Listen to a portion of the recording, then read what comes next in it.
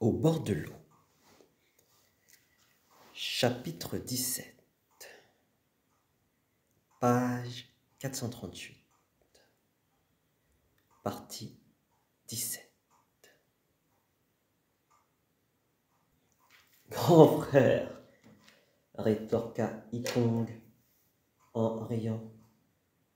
C'est le cas de le dire.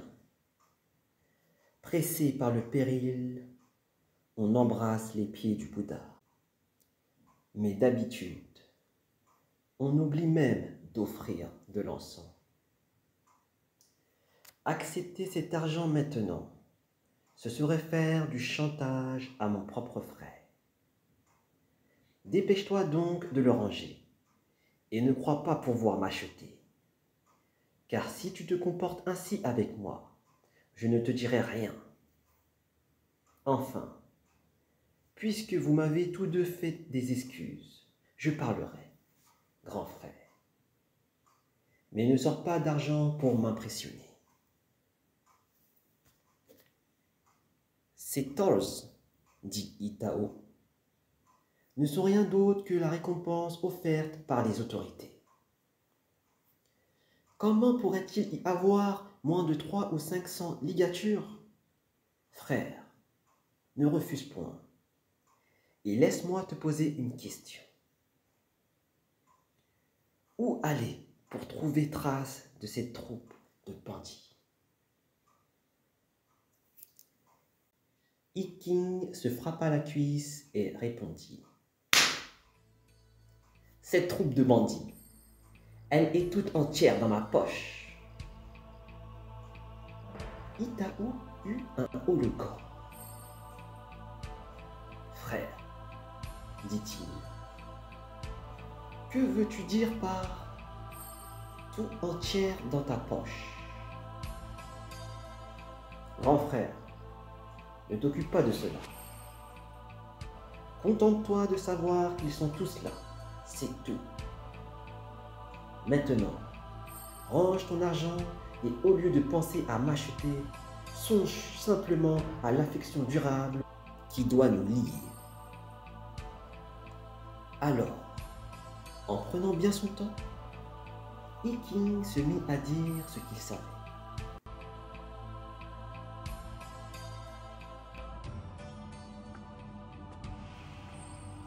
Ses propos furent lourds de conséquences, car voici.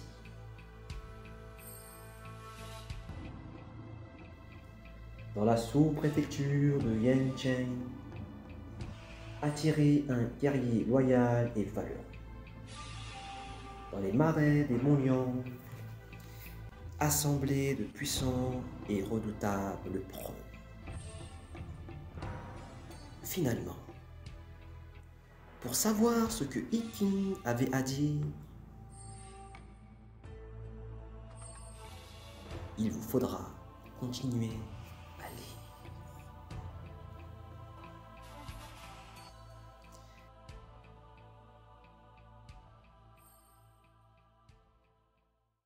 Chapitre 18.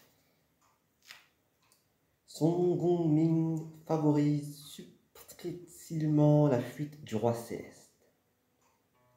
Belle Barbe berne astucieusement le tigre volant. Alors, l'inspecteur Itao dit à son frère Iking. Ce lingot d'argent est la prime offerte par les autorités. Cela ne signifie nullement que je veuille t'acheter. D'ailleurs, par la suite, tu serais encore généreusement récompensé.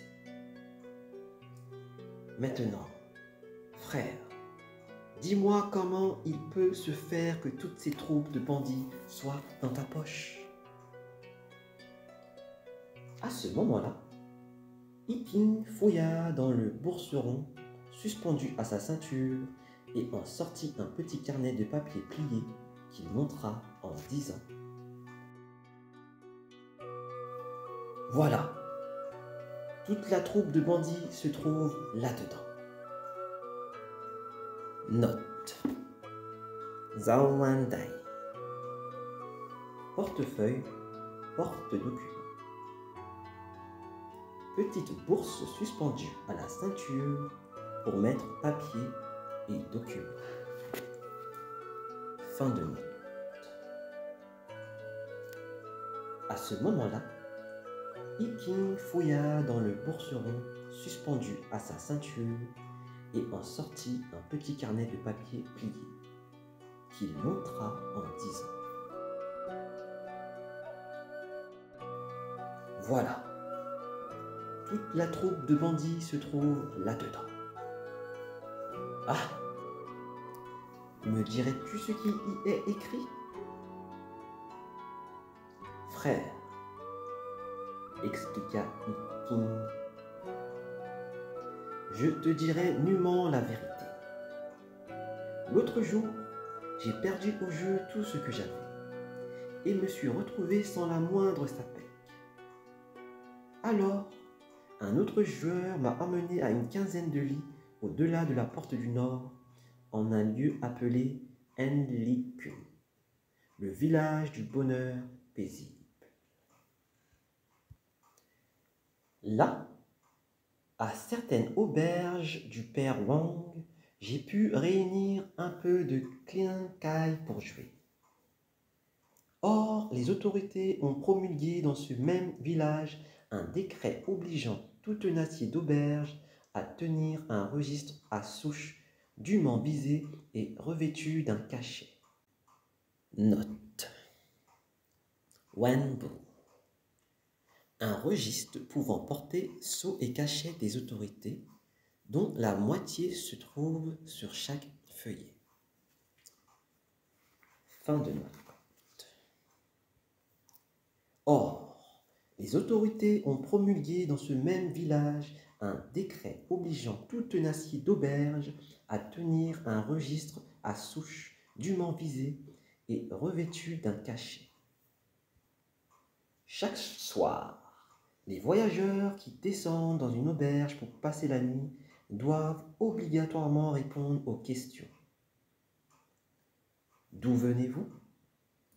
Où allez-vous? Quels sont vos noms et prénoms? Quelle est la nature de votre commerce? Tout cela est inscrit sur le registre. Lors des contrôles officiels, une fois par mois, l'aubergiste doit aller se présenter au garant local pour enregistrement. Comme le garçon de mon auberge ne savait pas écrire, il m'a prié de remplir son cahier, qu'il avait un demi-mois de retard. Nous étions au 3e jour de la 6e nuit, et 7 marchands de jujubés poussant 7 brouettes de Jiangsu s'étaient arrêtés à l'auberge. Mais j'ai reconnu leur chef. C'était le garant Gao, du village du torrent de l'Est, de la sous-préfecture de Yancheng, au Shandong. Comment ai-je pu le reconnaître? Parce que j'avais accompagné naguère un joueur qui était allé chercher asile chez lui. J'avais ainsi fait sa connaissance. J'ai donc rempli le registre et ai demandé: Messire, quel est votre nom? Mais voici qu'un homme au visage orné d'un triple tout fait de moustaches et de barbe, au teint fort clair, s'est précipité pour répondre: Nous nous appelons tous Li. Nous venons de Hangzhou et nous allons vendre nos jujubés à la capitale orientale. Tout en inscrivant ce qu'il disait, j'ai quand même eu quelques soupçons. Le lendemain, ils s'en sont allés. Le patron de l'auberge m'a emmené à une maison de jeu du village. Nous étions parvenus à un croisement de 3 routes quand est arrivé un homme qui portait 2 seilles au bout d'une palanche. Je ne le connaissais pas, mais l'aubergiste la ailée. Messire Baye, où allez-vous comme cela?